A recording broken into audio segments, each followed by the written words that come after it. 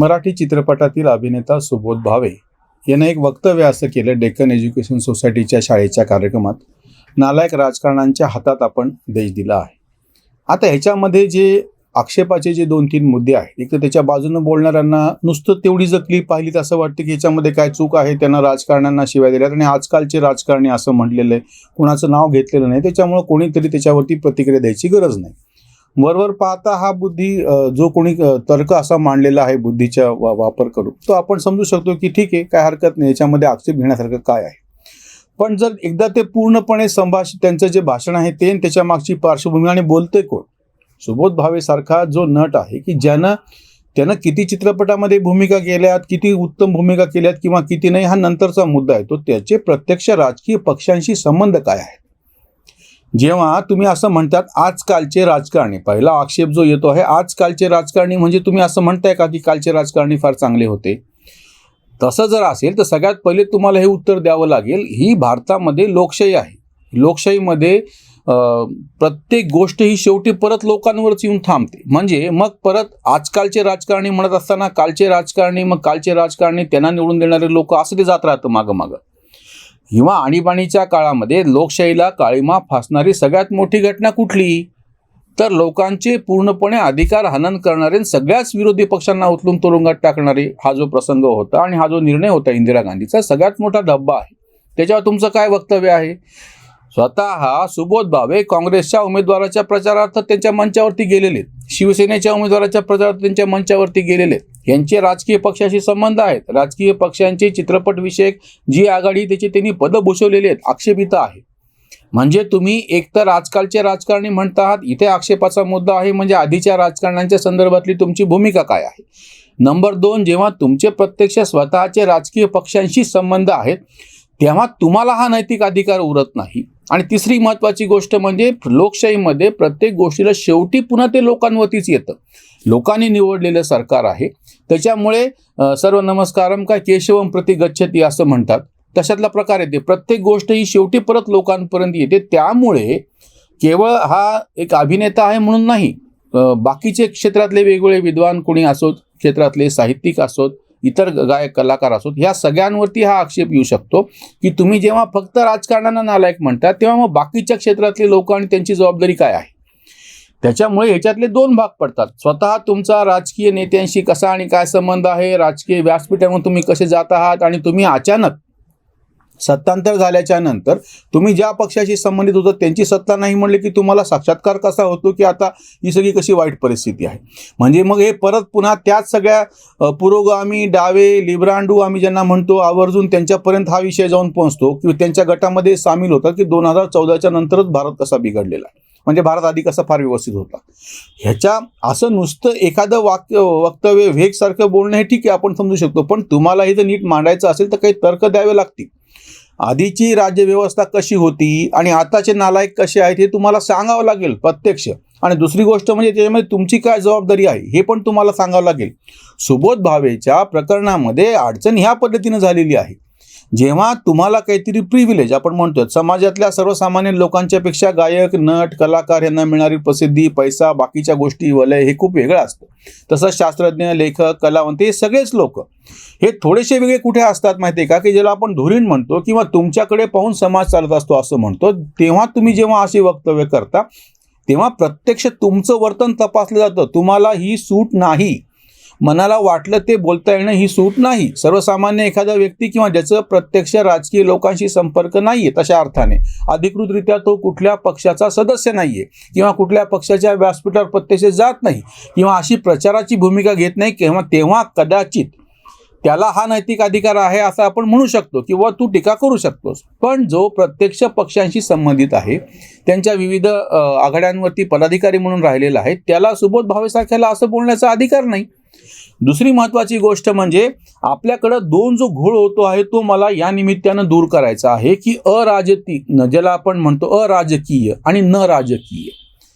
म्हणजे तुम्ही अराजकीय असू शकता, म्हणजे तुम्हाला प्रत्यक्ष एखाद्या पक्षात जायचं नाहीये, कुठल्या पक्षाचा सदस्य व्हायचं नाहीये, त्या पक्षाचे तुम्ही सहानुभूतीदार किंवा काय कसे आहात ती गोष्ट वेगळी.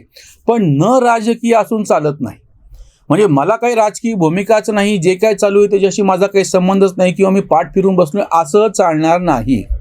आजच्या राजकारण्यांवरती टीका करत असताना तुमची स्वतःची प्रत्यक्ष काय भूमिका आहे? कलाकार म्हणून म्हणत नाही मी. सुबोध भावे हे कलाकार आहेत हे आपण थोडा वेळ बाजूला ठेवूयात. एक सुबद्ध नागरिक म्हणून, सुजाण नागरिक म्हणून, सर्वसामान्य लोकांच्या पेक्षा एक तुमचा वरचा स्तर आहे. खायची प्यायची तुमची ददात नाहीये. तुम्ही किमान मध्यम वर्ग, त्याच्या थोडंसं अजून वरती उच्च मध्यम वर्ग, त्यानं तुम्हाला काही गोष्टी इतर सर्वसामान्य लोकांच्या पेक्षा जास्तीच्या भेटलेल्या आहेत.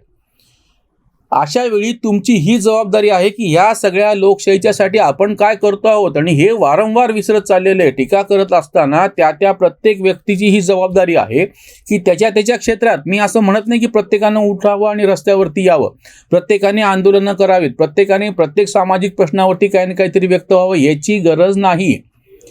आपल्या क्षेत्रामध्ये जास्त चांगल्या पद्धतीनं आपल्याला काम कसं करता येऊ शकेल हे पाहण्याची गरज आहे. प्रत्येक वेळी सरकार, राजकारणी यांच्यावरती बोलून टीका करून आपलं काही सोल्युशन निघणार नाही.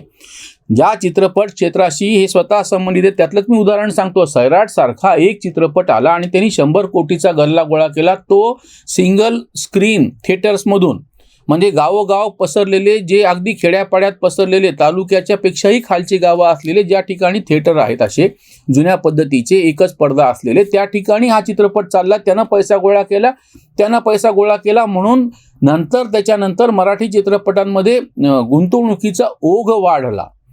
म्हणजे साधी गोष्ट आहे, शासनाने आजपर्यंत पुरस्कार दिले, विविध योजना जाहीर केल्या, पहिल्या चित्रपटाला इतकं अनुदान देतो वगैरे सगळं म्हणले, त्यानं मराठी चित्रपटाचं भलं झालं नाही. ह्याच्या नेमकं उलट एक चित्रपट असा निघू शकला की जो अगदी छोट्या छोट्या गावांमधून पण गल्ला गोळू शकतो. नागरा मंजुळेंचं ते श्रेय आहे. त्याच्यामुळे त्याच्यानंतर मराठी चित्रपट क्षेत्रामध्ये बदल झाला. आज सुबोध भावेंनी हे सांगावं, दाखवून द्यावं, त्यांच्या ज्या चित्रपटांनी छोट्या गावांमधून धंदा करून दाखवलेला आहे. काही विशिष्ट सर्कल पुरतं पुणे, मुंबई, ठाणे आणि चिंचवड, पुणे आणि पिंपरी चिंचवड अशा त्या एक 10-12 महानगरपालिकांचं क्षेत्र असं आहे की त्याच ठिकाणी बहुतांश चित्रपटसृष्टी फिरत राहिलेली मराठी. त्याच्या बाहेर जायला ते तयारच नाही. आज तुम्ही जेव्हा राजकारण्यांना नालायक असं म्हणता, तेव्हा किमान तुम्ही तुमच्या क्षेत्रामध्ये संपूर्ण महाराष्ट्रभर किंवा जिथं जिथं मराठी माणूस आहे तिथपर्यंत कसे पोहोचू शकलात का? किंवा उलट त्या भागातल्या जी काही प्रतिभा आहे त्याचं प्रतिबिंब त्याच्यामध्ये उमटू शकलं का, ह्याचं उत्तर तुम्ही देणार की नाही? सुबोध भावेंच्या बाबतीमध्ये अडचण अशा पद्धतीची आहे. ही टीका ज्याचा राजकीय पक्षाशी संबंध नाही अशा एखाद्या कलाकाराने केली असती त्याचा अर्थ वेगळा निघाला असता, किंवा त्याच्यावरती इतक्या पद्धतीनं अशी टीका झाली नसती. किंवा जो त्या चित्रपट क्षेत्रातल्या विविध प्रश्नांच्या संदर्भात काहीतरी भूमिका घेतो आहे, त्याच्यातलं राजकारण दूर होण्यासाठी, त्याच्यातल्या अडचणी दूर होण्यासाठी आणि मराठी चित्रपटांच्या व्यवसायातला टक्का वाढवण्यासाठी एक चित्रपट चालला आणि नंतर काही झालं नाही तर त्याला काही फारसं महत्त्व नाही. पण एकूणच मराठी चित्रपटसृष्टी, एकूणच पूर्ण महाराष्ट्रातले जे थिएटर्स आहेत, सिनेमा थिएटर्स आहेत, त्यांची काय परिस्थिती, आणि त्या संदर्भामध्ये जर तुम्ही काही ठामठोस अशी भूमिका मांडू शकत असाल, प्रत्यक्ष कृतीतून काही करून दाखवू शकत असाल, तर तुमच्या ह्या वक्तव्याला तशा अर्थाने अर्थ प्राप्त होतं. अन्यथा हे सगळं केवळ फॅशन म्हणून टीका करण्यासारखा प्रकार झाला, आणि तेही तुम्ही स्वतः प्रत्यक्ष राजकीय पक्षाशी संबंधित असताना. सुबोध भावेवरती टीका होण्याचं कारण हे आहे, त्याच्यावरची ही उसंतवाणी. सुबोध बोलीला बुद्धीच्या अभावे लिब्रांडू प्रभावे ओळख आहे. आजच्या सत्तेला देऊन या शिव्या पुरोगामी ओव्या गाऊ म्हणे. रुपेरी पडदा करीतो गारुड म्हणून भारुड गाती ऐसे. भूमिका करता झाली काय बाधा वास्तवाचा साधा बोध नाही. टिळकांची संस्था जुनी ती डेक्कन बुद्धीचे ढक्कन उघडले. राजकारणी ते आहे नालायक बोलतो नायक सिनेमाचा. कांत राजकीय करे लुडबुड वर बडबड ढोंग सारे वर बडबड ढोंग सारे. तुम्ही अभिनेते आहात, तुम्ही काही चांगल्या चित्रपटांमधून काम केलेले आहे, त्या चित्रपटांनी प्रत्यक्ष बॉक्स ऑफिसवरती सुद्धा यश मिळवलेलं आहे. अशा वेळी तुमची जबाबदारी आहे, तुम्ही त्या क्षेत्रातले आहात किंवा स्वतःला तसं मानतात तर त्याच्याबद्दल तुम्ही काय बदल करू शकता, त्याच्यामध्ये काय अजून त्याच्यातले अडथळे अडचणी दूर करू शकता. एक दुसरी महत्त्वाची बाब म्हणजे जर तुम्हाला राजकीय लोकांवरती टीका करायची असेल तर तुम्ही स्वतः कुठल्या पक्षाशी संबंधित नाही आहात हे तुम्हाला आधी सिद्ध करावं लागेल. अन्यथा तुमची बडबड ही ढोंग ठरेल, तुमची टीका ही अस्थायी ठरेल. इथेच थांबूयात. धन्यवाद.